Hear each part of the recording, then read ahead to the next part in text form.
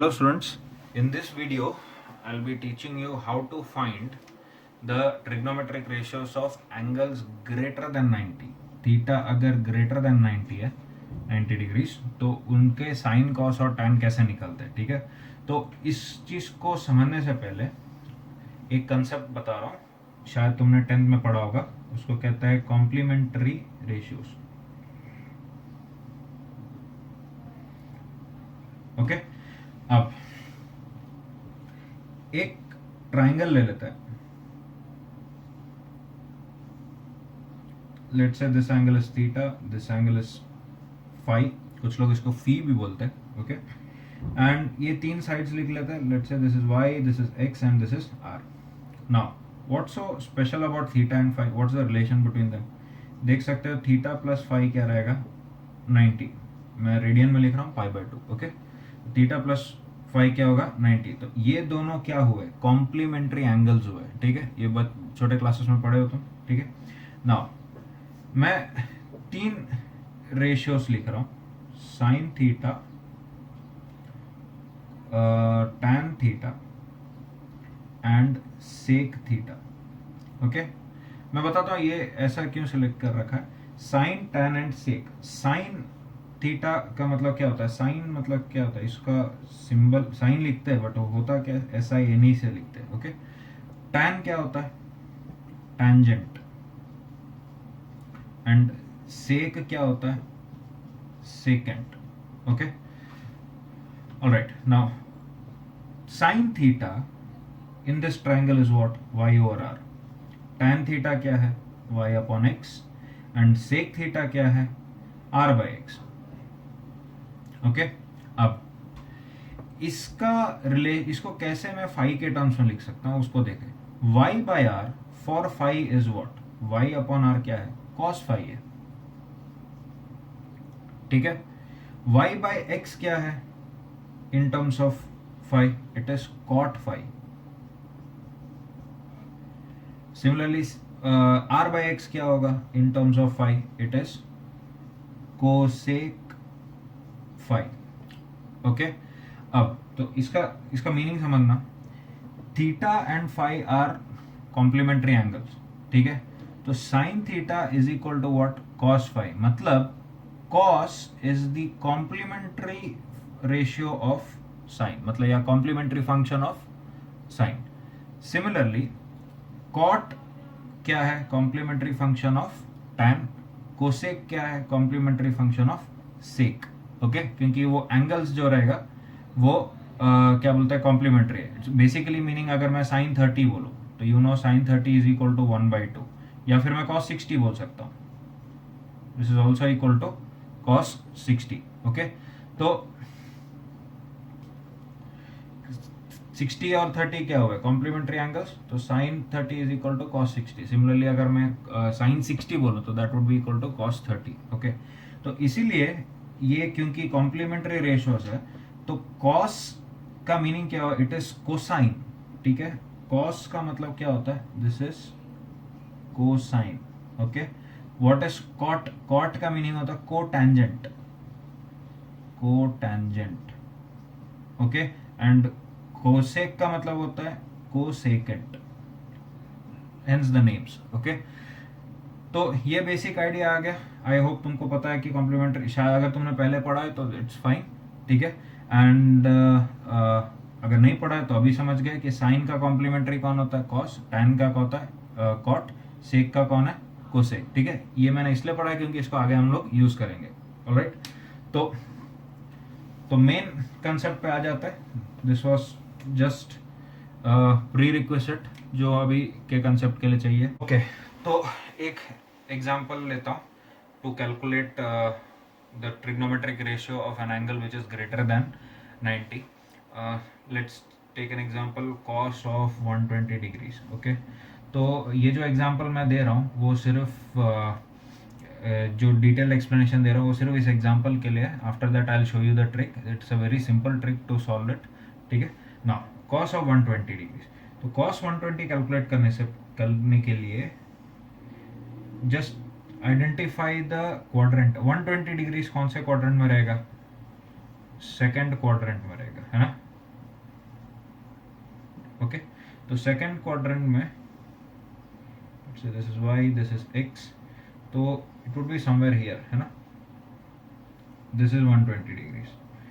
अब let's say ये जो पॉइंट है, इस पॉइंट का कोऑर्डिनेट्स है minus X naught comma Y naught. Negative क्यों लिया? क्योंकि सेकंड क्वाड्रेंट है. ठीक है, इसका मीनिंग क्या हुआ? इसका मीनिंग ये है कि ये जो हाइट है वो वाई नॉट है एंड यहाँ से जो डिस्टेंस है that is x not. Okay, minus क्यों लेते हैं? क्योंकि डायरेक्शन नेगेटिव है. ओके, अब if this is 120, you know that this is 60 and this would be 30 degrees. Okay, now you're supposed to find cos of 120 degrees, which is by definition x coordinate by this distance. उसको r ले लेते. तो what is the x coordinate? minus x naught by r. Okay, अब इस triangle से, look at this triangle, इस triangle से x naught by r क्या है? What is x naught by r? x naught by r is simply cos 60, या फिर इस 30 के टर्म्स में लिखे तो sin 30. Is that clear? तो there you have it. cos 120 देखो क्या लिख सकता हूं, तो x नॉट बाय r को क्या लिख दिया? cos 60 लिख सकता हूं या तो sin 30. तो अगर मैं cos 60 लिखता हूं तो यहाँ पे क्या आ जाएगा? Minus cos 60 which is equal to minus half. Okay, or you could write cos 120 is equal to minus sin 30 which is again minus half. okay, क्योंकि हमने देखा था कि cos 60 और sin 30 के वैल्यूज क्या है वो ट्राइंगल्स के टर्म्स में. ठीक है, तो ये होता है तरीका इसको कैलकुलेट करना. बट नाउ मैं आपको ये ट्रिक सिखाऊंगा कि कैसे इसको इजीली सॉल्व कर सकते हैं. इतना लंबा हर केस में जाने की जरूरत नहीं होगा. Okay, so let's see that. Right, तो वो कैसे करते हैं? तो सबसे पहले आइडेंटिफाई करो cos 120 डिग्रीज कौन सा क्वाड्रेंट है? Second quadrant. सेकंड क्वाड्रेंट में कोसाइन क्या होता है? नेगेटिव. सेकंड क्वाड्रेंट में cos क्या होता है? नेगेटिव होता है. ऑलराइट, नाउ सेकंड क्वाड्रेंट में रेफरेंस एंगल्स कौन से? अब रेफरेंस एंगल का मीनिंग क्या होगा समझाता हूं. जो x एंड y एक्सिस है उस पे जो एंगल्स इन्वॉल्व है वो क्या रहेगा? अगर मान लो पॉइंट यहाँ होगा तो एंगल क्या रहेगा with respect to x axis? 0. अगर y एक्सिस पे होगा तो कितना होगा? 90. समझ गया ना? यहाँ से एंगल मेजर करूंगा तो यहाँ पे ही रहेगा तो 0, इधर रहेगा तो 90, इधर रहेगा तो क्या रहेगा? 180 डिग्रीज. ठीक है, अगर इधर रहेगा तो 270 डिग्रीज, और अगर एक पूरा चक्कर काट लिया तो वापस 360 डिग्रीज. तो रेफरेंस एंगल्स क्या है? 90 and 180 for the second quadrant. ठीक है, तो cos ऑफ 120 को कैसे लिख सकते हैं? देखना, cos ऑफ 120 को लिख सकते हैं cos of the first way is cos of 180 minus 60. Okay, now जैसे मैंने अभी रेफरेंस एंगल्स बताए थे तो उसमें ये एक्स एक्सिस पे लाई करने वाले एंगल्स कौन से होंगे? 0, 180, फिर वापस एक चक्कर काटोगे तो 360, फिर इधर आओगे तो कितना आएगा? 540 एंड सो ऑन. ठीक है, ये जाते रहेगा. तो अगर आपने एक्स एक्सिस के रेफरेंस एंगल के टर्म्स में अगर आपने लिखा, जैसे कि इस केस में 180 के टर्म्स में लिखा 120 को, तो you don't need to change the function, let the function be the same. क्या हो जाएगा? cos ही रहेगा and cos of this angle 60. It doesn't matter बीच में प्लस है या माइनस है, वोंट मैटर. तो cos ऑफ 60 एंड इसका साइन कैसे पता चलेगा? ASTC रूल से. तो ASTC रूल के हिसाब से सेकंड क्वाड्रेंट में cos क्या है? नेगेटिव. तो answer would be minus cos 60. तो this answer is minus half.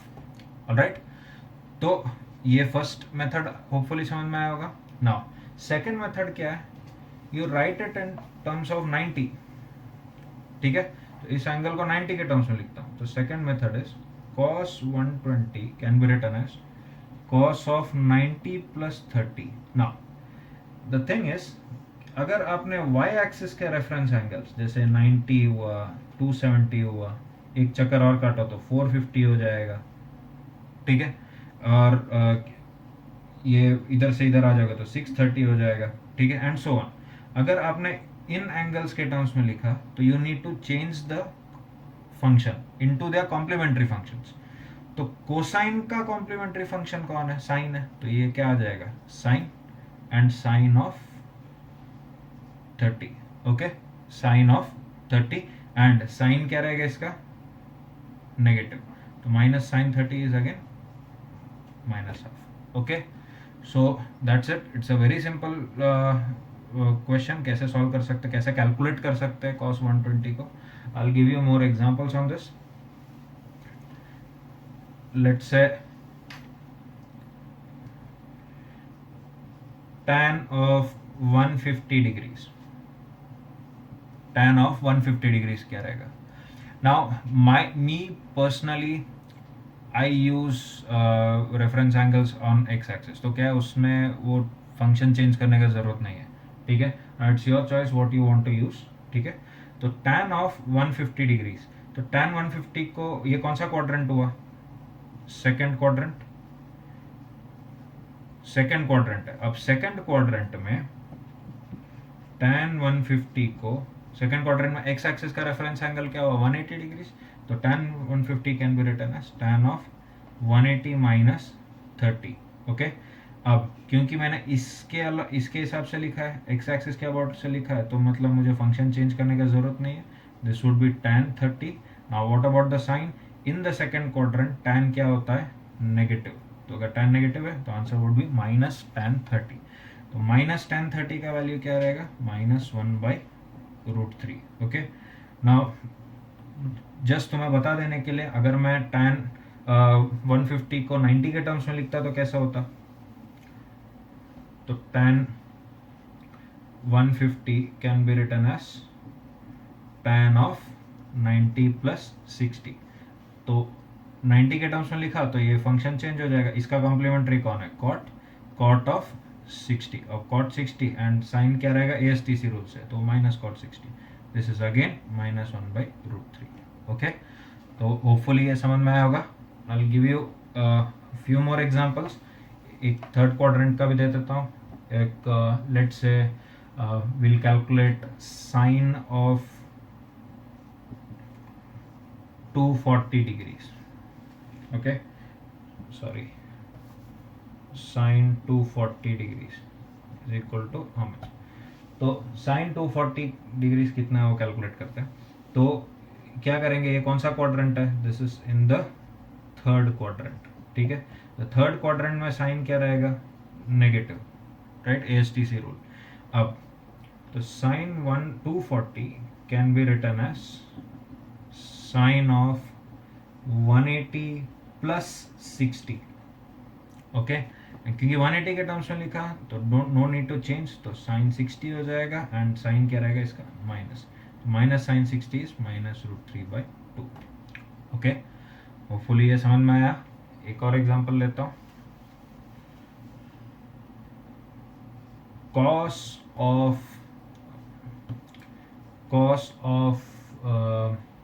300 degrees, ठीक है। cos ऑफ 300 डिग्रीज क्या रहेगा? तो 300 कौन सा क्वाड्रेंट है? फोर्थ, एंड फोर्थ में ये पॉजिटिव होता है, cos, ठीक है। तो cos of 300 can be written as cos of 360 minus 60, okay. 360 minus 60 लिख सकता हूँ, तो दिस वुड बी cos 60, और साइन क्या है? पॉजिटिव, मतलब ये क्या हो गया? Half answer. आई होप ये समझ आया होगा तुम्हें। नाउ एक और एग्जांपल ले लेता हूँ। लेट्स से tan ऑफ या cot ऑफ, एक और एग्जांपल ले लेता हूँ, cot ऑफ 210 डिग्रीज, ठीक है। तो cot ऑफ 210 डिग्रीज कैलकुलेट करना के लिए क्या करेंगे? cot ऑफ, ये कौन सा क्वाड्रेंट है? थर्ड क्वाड्रेंट, थर्ड क्वाड्रेंट मतलब इसको 180 प्लस 30 लिख सकता हूँ. तो cos of 180 plus sorry cot of 180 plus 30 and हमने ASTC रूल लिखा था. ASTC rule.